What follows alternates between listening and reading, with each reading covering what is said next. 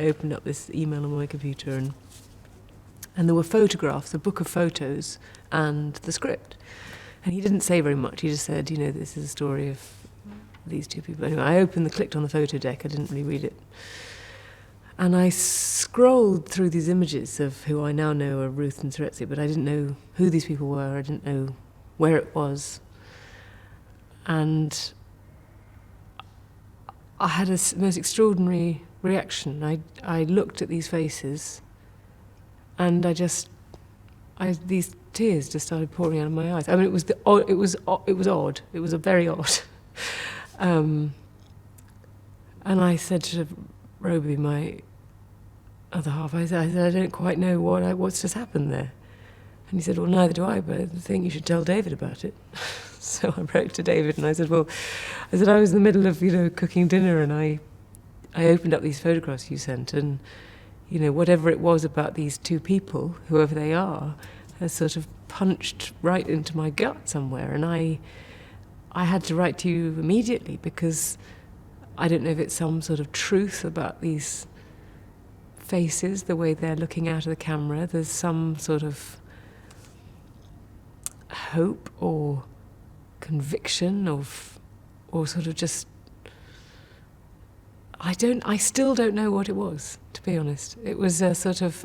there was an image of the two faces close together, an image of a baby, an image of Ruth's back, I think, with, all scenes that I now know intimately, but Ruth's back with women filing past her. And an image of the two of them on a rock looking over Siroe, which I now know is Siroe, but then I didn't know. And it was landscape and faces, and a story I wanted to know more about, I suppose.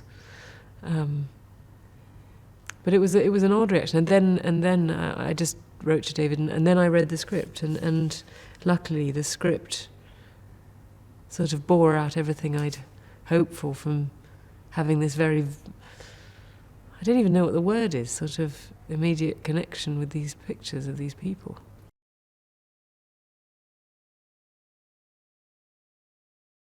I love Ruth Williams. She's a girl who has that unique pluck and courage that was particular, I think, to women and men of that generation who were very young when the Second World War broke out and who had to grow up very fast.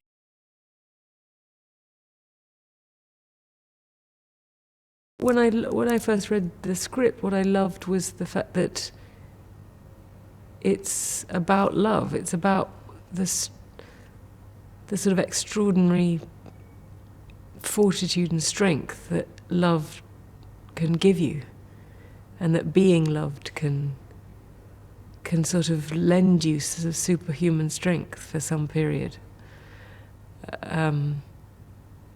That these two people fall in love in such a committed and real and true way that they can withstand these political battles they find themselves facing. And Ruth is not a political person, she didn't go out to change the world. That's what I really love about it, is she's not a reformer. She's not out to make a big splash, and yet she does. But always her through line is being allowed to stay with this man, and that sort of that straight as a die intent that then has all these other repercussions. I mean, I think that's just amazing. And in the process of fighting for that, they fought for so much more.